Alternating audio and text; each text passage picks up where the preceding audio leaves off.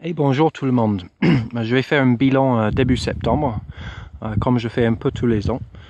Donc cette année, globalement, beaucoup mieux que l'année dernière. Là, il y a pas photo. Il a plu, il a fait chaud, il a plu, il a fait chaud.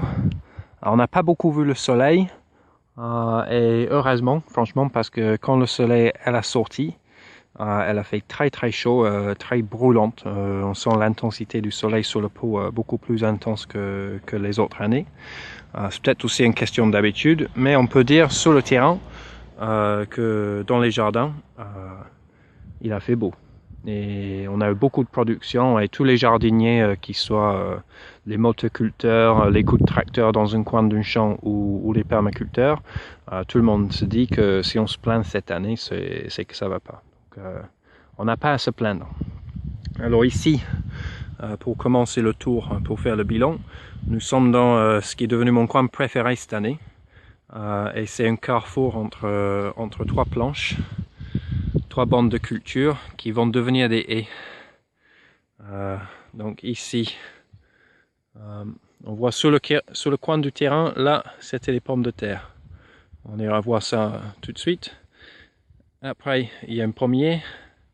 Et ici, il y a eu, comme vous avez vu la dernière fois, haricots, betteraves, chicorées, choux raves. Et quand les fèves ils avaient fini, j'ai mulché derrière et j'ai mis les choux-fleurs. Ça, c'est les choux-fleurs romanesco avec une chou cabu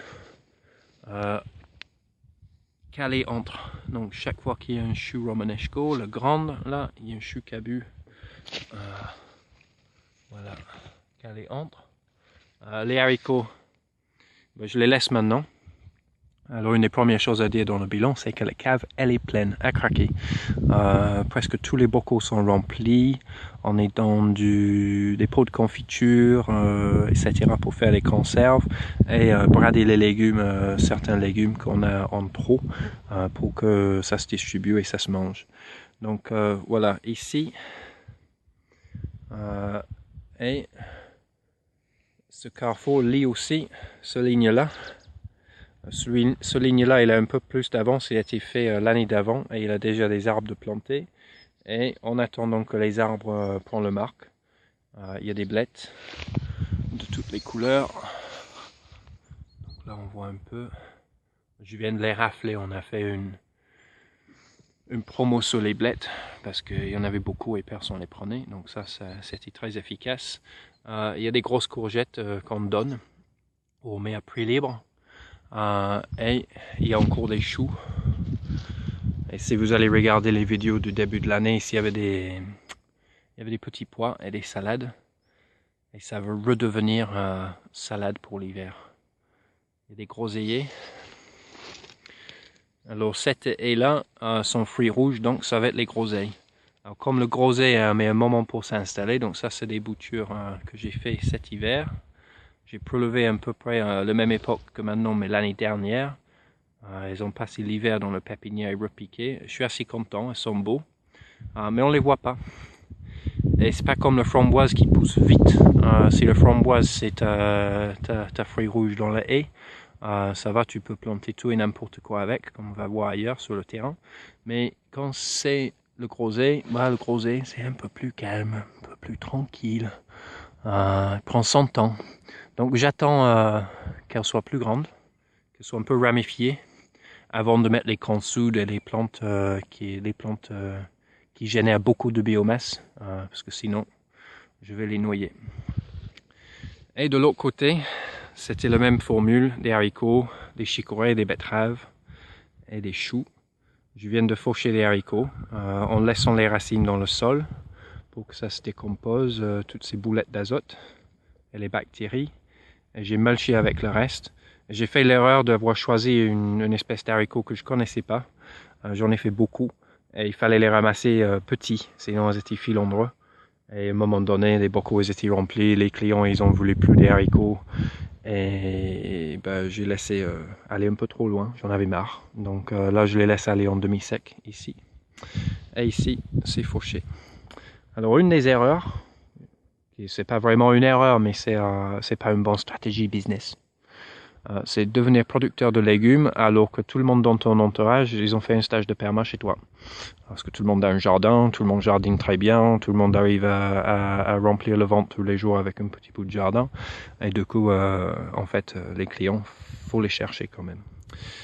Et donc, pour revenir, faire la boucle, ce coin, cette petite guilde que je trouve très sympa, après avoir sur le long terme ce que ça donne, et c'est aléatoire, hein, j'ai pas fait de calcul ni d'études sur les bénéfices des plantes, etc.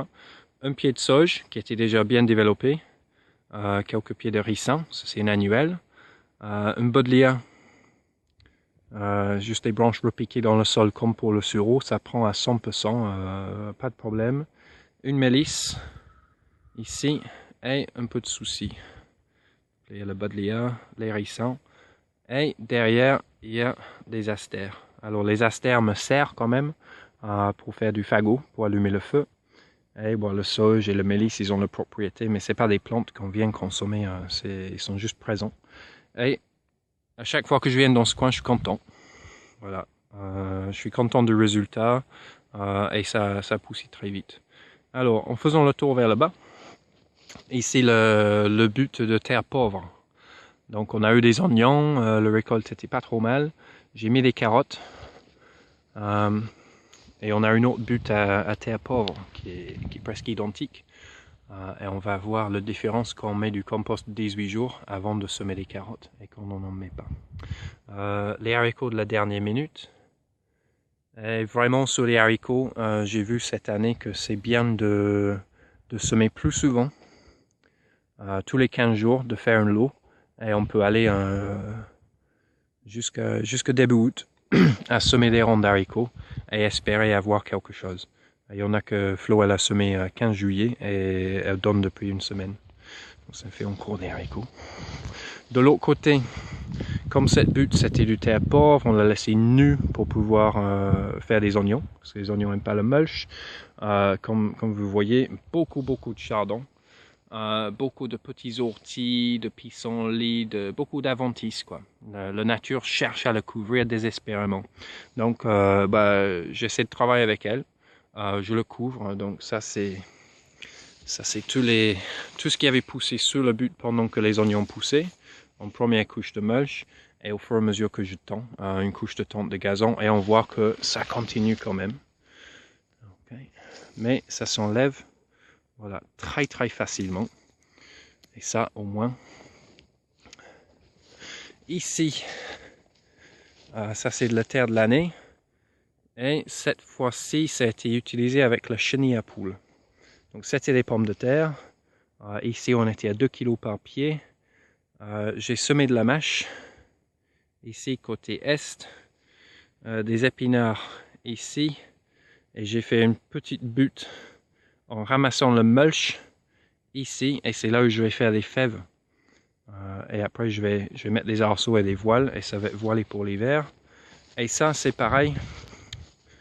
Voilà, tout de long ici, et aussi ici. Les épinards sont un peu plus développés ici. Voilà. Et ici ça va être derrière, côté nord, que je vais mettre les fèves, avec les épinards et la mâche ici, côté sud.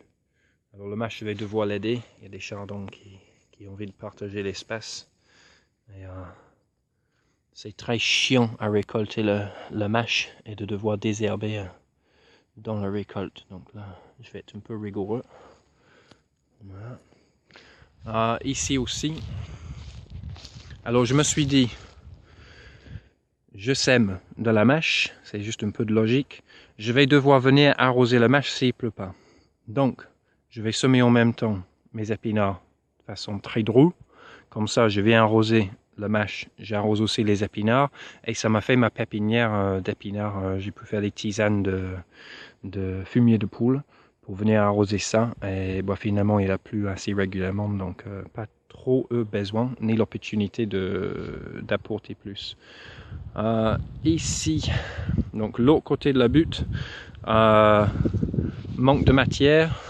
Qu'est-ce qu'on fait? On a un sol pauvre, on vient de récolter les oignons, on les a récoltés tard, donc engrais vert. Donc là c'est du sarrasin. à la fois pour concurrencer les autres adventices. On voit que les chardons, ils essayent quand même, mais voilà, ils ont du mal. Et quand il va geler, bah, ça va être fauché. Et je vais pouvoir continuer mes cycles. Ici, c'était des pommes de terre. C'était sur courbe de niveau moins 4%. Donc on a vu ça plusieurs fois. Là, il me restait assez de poireaux pour faire une ligne. Donc ça, c'est des poireaux élevés chez nous. À partir des graines, on commence à avoir compris comment faire. Et je vais confirmer l'année prochaine en faisant 100% la même technique. Je fais plus d'essais. J'ai trouvé un truc qui va bien et ça a l'air d'être le compost de 18 jours qui fait l'affaire. Ici, la zone de production de compost de 18 jours. Très content du stratégie. J'ai planté les petits marrons pour éviter l'invasion des orties et des chardons, comme on peut voir ici. Voilà, dans la edge, entre cette conquête de petits marrons. Là-bas, il n'y a pas de chardon. Là, il y a une petite touffe d'ortie qui est quand même sur une butte de compost abandonnée. Mais partout ailleurs, c'est propre. Et je vais voir beaucoup plus de facilité. Plus on vient vers la edge, plus les chardons ils luttent. Et j'ai vu ça avancer. Chardon juste là qui est sorti et le courge qui l'a couvert, qui a pris la place, qui l'a dominé. Et voilà, je suis content. En plus, ça produit à gogo. Ça a grimpé même par-dessus une souche d'arbre qui est là en attendant qu'on trouve quoi faire avec. Et ça a même grimpé dans le haie, dans les arbres. Il y a même des liens qui ont traversé le haie pour aller pousser de l'autre côté au bord de la route. Et je crois, juste là, il y a une courge qui pousse dans l'arbre. Voilà. Là, encore une autre qui pousse suspendue dans la haie.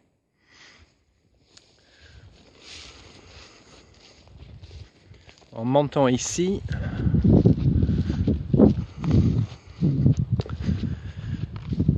alors on a le chenil à poules.